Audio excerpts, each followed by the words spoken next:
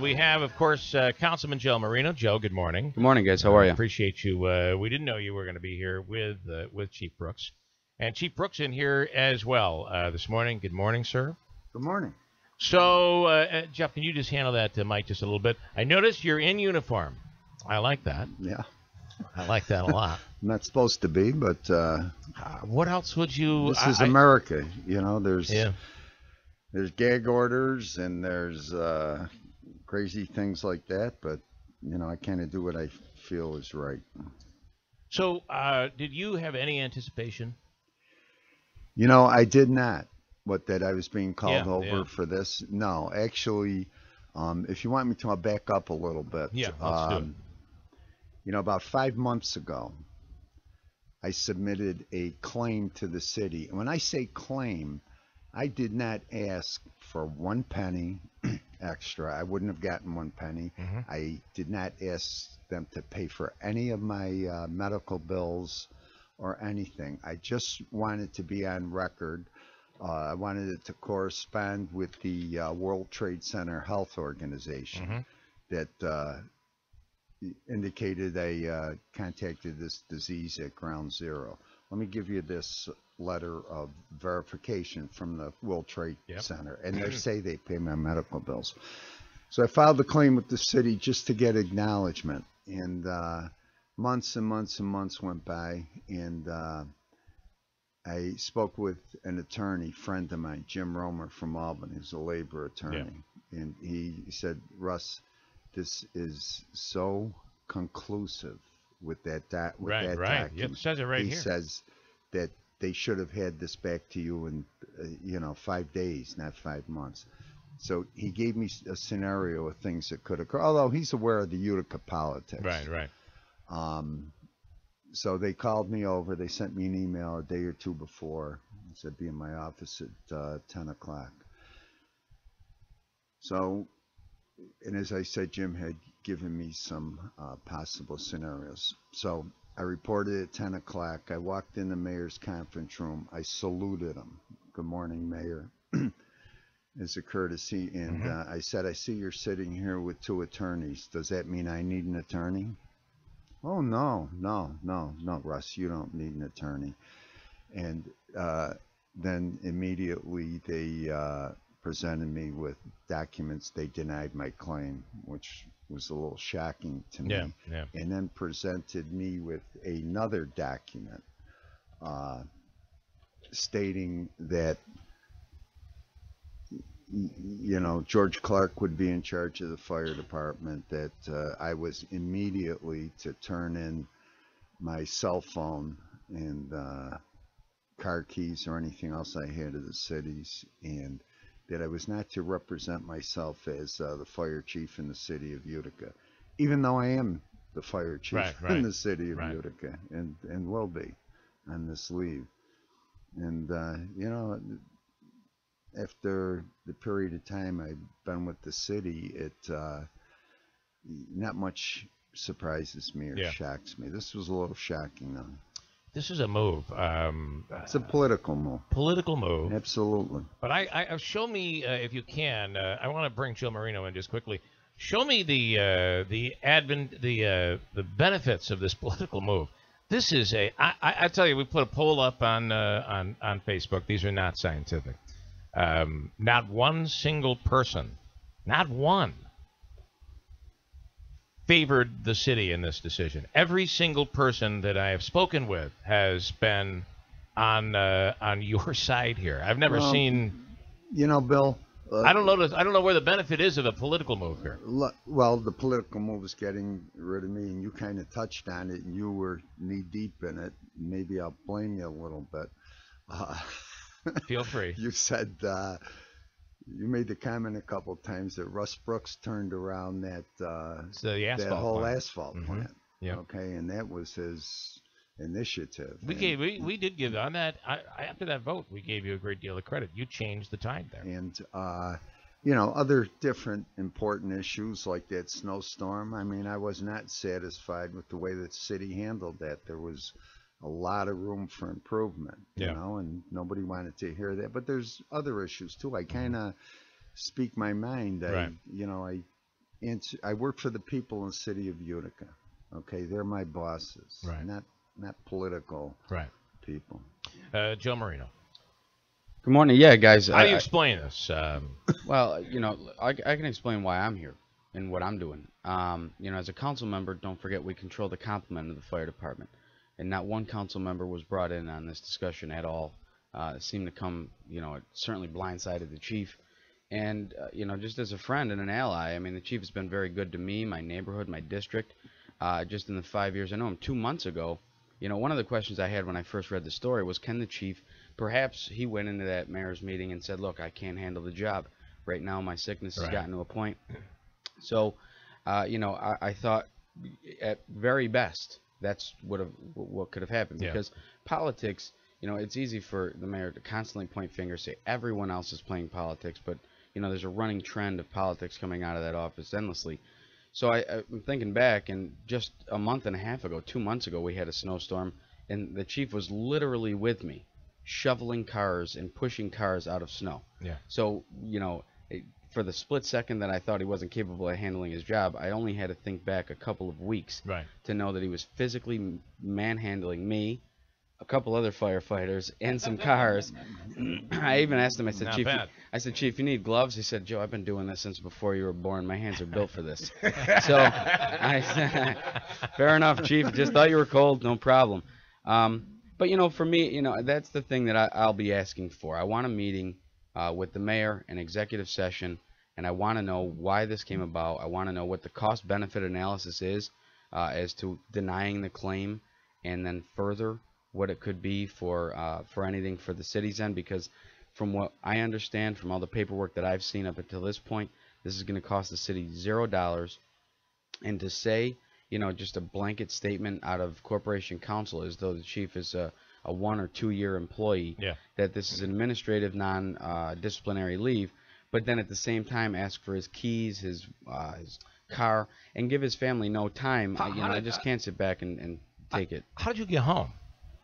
I had one of the guys at work gave me a ride home. You couldn't take the city vehicle? No, didn't take the city vehicle. It's a response vehicle. I respond to fire. Can I tell you somewhat of a funny story? And I don't care. I texted you over the weekend and I said, I don't have a phone. Well, this is the funny part of the story. I said, Chief, if you could give me a call. I have some information that I've discovered over the weekend, and part of it came in my conversation with Tim Julian. I think this is going to blow the lid off this case in your favor. Please give me a call. And then after I send, it dawned on me, I think I just sent that to the mayor's office because they took your phone.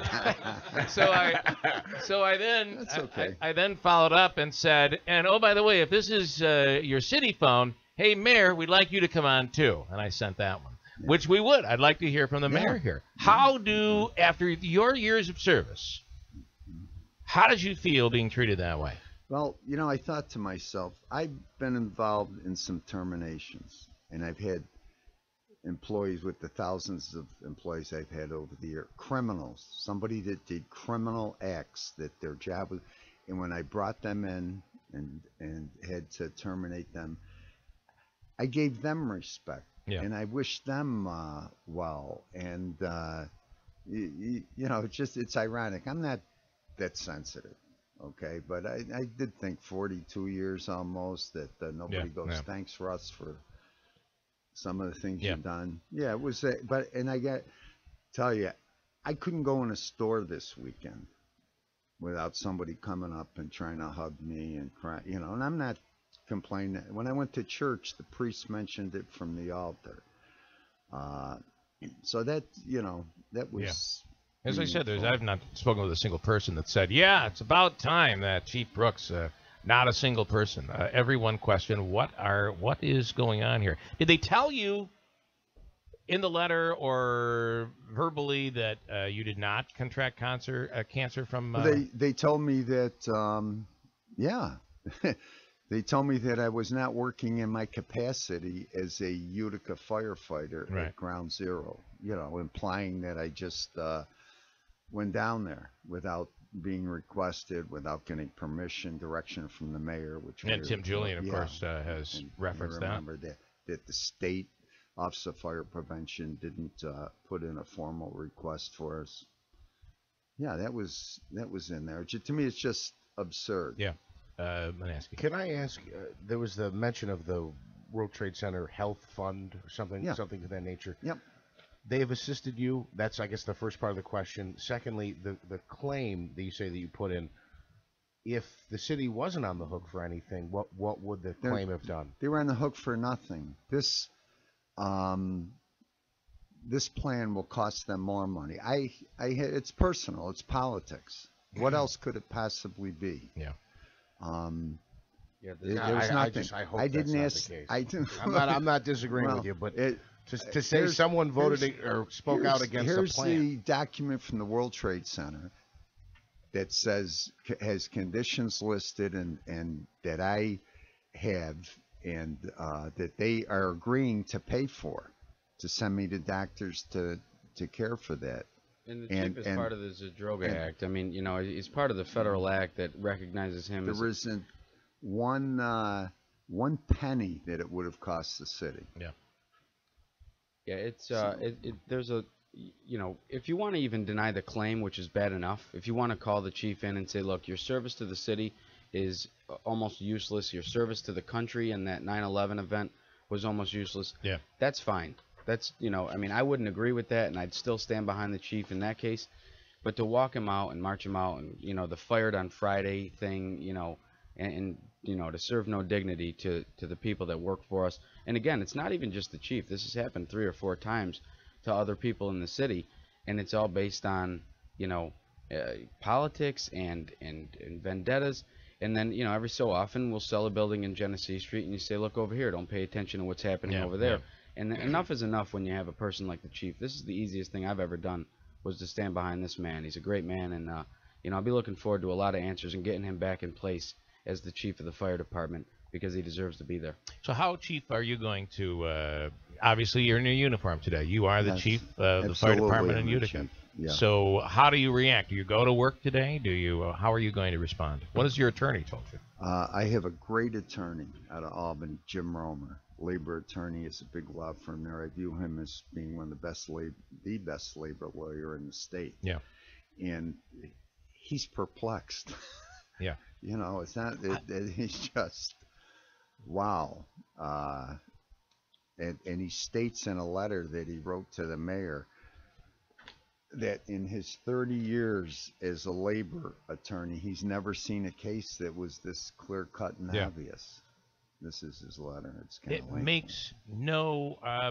It's political. It is political, but it doesn't make political sense either. Here you are, and I'll give you. I'm not going to name the person, but it's an outside of Utica official who might be in a similar capacity to the mayor, in a similar position. Okay, it's an outside mayor. On the heels of beginning the no term limits campaign, the mayor picks a fight with the wildly popular fire chief on an issue the public would be against him on by a huge margin. This makes absolutely no sense, not to mention personally what's being done to you. Well, sometimes people's ego get ahead of their sense. And I will tell you this, if my staff, if I was working and they gave me advice to do something like this, I'd be firing them this morning. I would fire them. Whoever gave him this advice. But I don't think he was given this advice. I think he just, got some info, glimpsed at an opportunity, and we got to get him. How tall are you, by the way? 6'4". 6'4", only 4 inches shorter than Jim Comey. Isn't that interesting? Yeah. I find it to be interesting. 2 inches taller than me. It's really close. We're in the midst of our own James Comey, the FBI director case here in Utica. But I so much appreciate the support that Councilman Marino, Tim Julian, and numerous other leaders have given me, and the people of the city of Utica. So next step for you guys. Obviously, there's got to be a legal step here. Yeah, the attorney. We talked Friday, and he's gonna come up with a game plan today. I've had he'll be handling the labor. I've had other attorneys contact me and say they wanted to represent me in a suit against the city for doing this. And I'm not looking for 1 cent extra from the city. I've been so blessed to be in this position. How could I ever, right. And when you're in this position and you work in Utica, you just know dirty politics is part of the job. Fortunately, there's people like Councilman Marino that, keep an eye on people and hold people accountable. I want to just take you back to 9/11 when you traveled down there with 11 other firefighters. Yep. That vision, we saw it on TV, but you saw it firsthand. It can't be a vision that could ever leave your mind. No, it's etched in your mind. Yeah. Ground zero. We responded to a staging area there, and they escorted us immediately directly to ground zero, and it just etched in my mind, and just the sight I couldn't even describe. Yeah. And the cancer, I think the last time we spoke, you said that it was in remission. This type of cancer, and as it report shows, no remission. You see where it doesn't go in remission, but it's stabilized. I have a wonderful, wonderful local doctor, and she is, just on top of this. Alicia Detralia, I have the utmost confidence in. But I'd like to say this: it's been misreported, not by you guys, but I hear them say on television. Russ had this diagnosed last year. This was diagnosed in 2005, okay? Wow. And it's a slow progressing condition. So, I lived with it and monitored it, and then around 2010 or 11, I remember the years, I had to have chemotherapy treatments. And I had 6 chemotherapy treatments, and it stabilizes it. I keep going and getting blood checks. No, it doesn't. It doesn't go away. The idea is to contain it. Yes. Yes. All right. Well, listen, we want to thank you for your service. Thank you and for your support, guys. I appreciate it. Wish you the best here, and Joe Marino. I'm assuming the council. What is the? You could hold hearings on this. You could. There should be investigations. I think there's a lot to dig in here. It's just so unfortunate that we have a guy like Russ Brooks sitting here defending his integrity over this. But yeah, without a doubt, I've got a letter going to the mayor this morning with 10 questions asking him to answer to what about the other 11 guys that went to the World Trade Center? What if something happens to them in the future? Because these things take time to develop on occasion. Are we going to turn our back on everyone that supported the 9/11 service at the time? The cost that now the chief has got to expend his own time, energy, and possibly money defending himself against the city, when we could have just honored the claim, which is rightfully should have been happening from the beginning. So this whole thing is an unfortunate event, and I just don't know where it ends. It's too bad, but we haven't even talked about the fact that you're paying legal funds out of your pocket here. I'm not paying anything. I'm not paying anything. You're not? They pay my. Obviously, it says they pay my medical bills, and there's so many people and attorneys that just want to get a piece of this. Right. But I will say this: you get in these positions, and you're up against somebody that has 6-8 lawyers on their side. Right. At their disposal.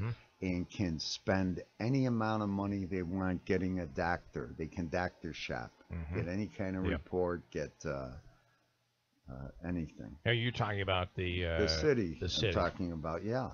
When you're in a battle, they're gonna.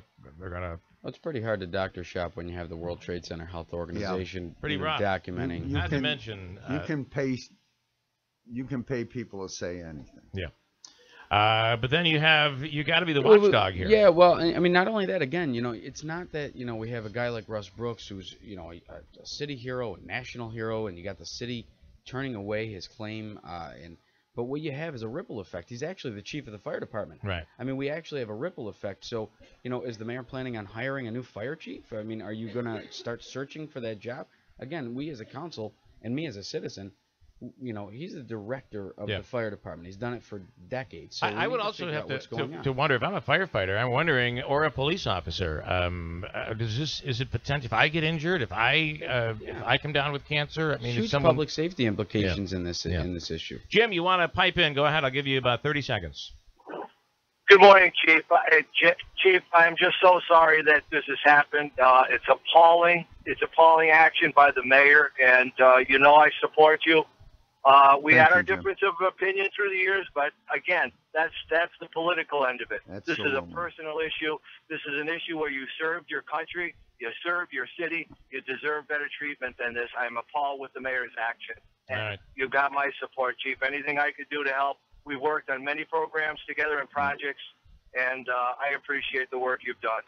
Thank you, Jim. All right, that's Jim Zecca. Jim, thanks for the call. Chief, thank you so much, and Joe as well. Guys, thank you very much. Best wishes, Thanks guys. for having us. All right. We'll break. We'll come back at WIBX.